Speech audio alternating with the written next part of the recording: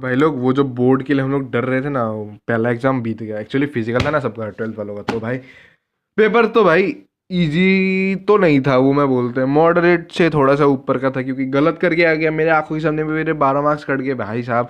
MCQ MCQ सही था, वो मैं जाकिर सौदागर सर का मैं सेशन करके गया था, तो मेरे को अच्छा मतलब आया।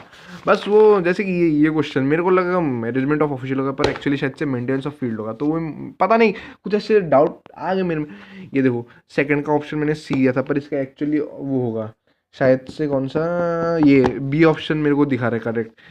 पता नहीं, ये दो ऐसे दो क्वेश्चन जिसमें मेरे को डाउट है कि पता नहीं आंसर की सही है फिर गलत है, जितना मेरे को यूट्यूब में देखा है ना।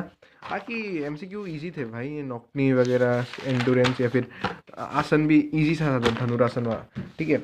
एजर्सन रीजनिंग ये गलत, और बाकी थोड़ा सा इंटरनली पूछा, मतलब थोड़ा सा याद रखने वाला चीज़ है ना, ये वाला थोड़ा सा जिसका मेमोरी सही से देखा उसने, तो कर सकता है वो ना।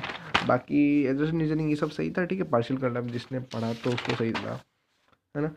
ये वाला क्वेश्चन, ठीक है। मेरे को स्वेडिश वर्ड, मतलब स्वेडिश वर्ड होगा तो कुछ अजीबो गरीब होगा, पर मेरे को इन दोनों में कंफ्यूज था, फाटलेक और कंटिन्यूस। मेरे को लगा कंटिन्यूस तो ये देसी इंग्लिश टाइप का है, मतलब सबके मुंह में सुना जाता है कंटिन्यूस वगैरह। ये मेरे को अजीब था, फाटलेक। ठीक, क्या सही क्या भाई, मैं जो खुश। बाकी ये सब क्वेश्चन तो भाई सही मैं बोलता है, मतलब लिख के आया कुछ ना कुछ।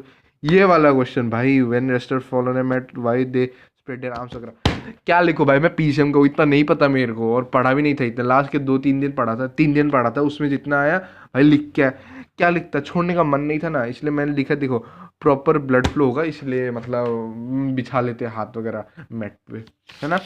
बाकी ओवरऑल पेपर 3 मार्क्स के लिए जितना हो सका लिखा। और साला ये बहन का लौड़ा क्वेश्चन, डिस्क्राइब द वॉल्यूम, भाई नहीं पढ़ा था वे। ये लौता क्वेश्चन जिसको मेरे को छोड़ना पड़ा है वो, मतलब एग्जाम में। बाकी सबका कुछ ना कुछ लिख के आया, 2 लाइन ही सही, सबका लिख के आया।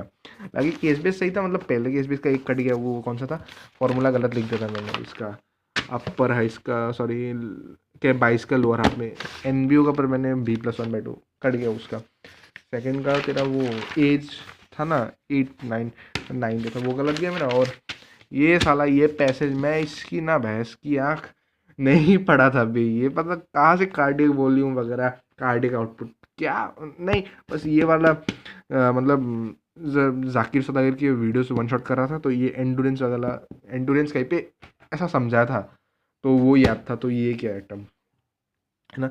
और ये 5 मार्क्स के क्वेश्चन, ये वाला मस्त था भाई, ये वाला मस्त लगा मेरे को, ठीक है। इक्विलिब्रियम भाई, डायनेमिक स्टैटिक वो पढ़ा था, ये फैक्टर्स नहीं पढ़ा था, पर छोड़ के तो नहीं आ सकता ना, कुछ लिखा अपने मन से सोच के। जैसे कि अगर कोई भी एथलीट हाई स्पीड में दौड़ रहा है, अगर उसका स्पीड मतलब मेंटेन ना रहा, मतलब हाई स्पीड में था, स्पीड उसका कम हो गया, तो इक्विलिब्रियम डिसबैलेंस, ऐसा ही कुछ 2-3 लिखे से अच्छा फैक्टर्स, तो ऐसे लिख के आ गया।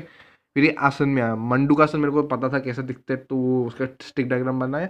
और बाकी दोनों के आसन के वो कॉमन ही वो लिखे बेनिफिट्स, जैसे कि मेमोरी पावर इंक्रीज होगा, और क्या बोलते हैं जैसे कि मंडूकासन में मैंने लिखा कि अगर कुछ मेंस्ट्रुअल प्रॉब्लम या फिर एब्डोमिनल पेन है तो वो क्योर करेगा, क्योंकि वो ऐसे ही है ना, मतलब पेट झुकाते हैं, तो इसीलिए मैंने उसको वो लिखा। और बचा कौन सा, ये वाला सर्किट ट्रेनिंग, वो 2 लाइन का डेफिनेशन जैसा मेरे को याद था वो लिखा। और बाकी बस एक लौता क्वेश्चन मेरे को पेपर में ये मिला, वो रेसिडुअल वॉल्यूम और स्ट्रोक वॉल्यूम का, जिसको मेरे को छोड़ना पड़ा, क्योंकि मेरे को आता ही नहीं था भाई। किधर गया देख, कौन सा पेज खोला, हाँ ये वाला रेसिडुअल वॉल्यूम वाला, आता ही नहीं था भाई, छोड़ना पड़ा।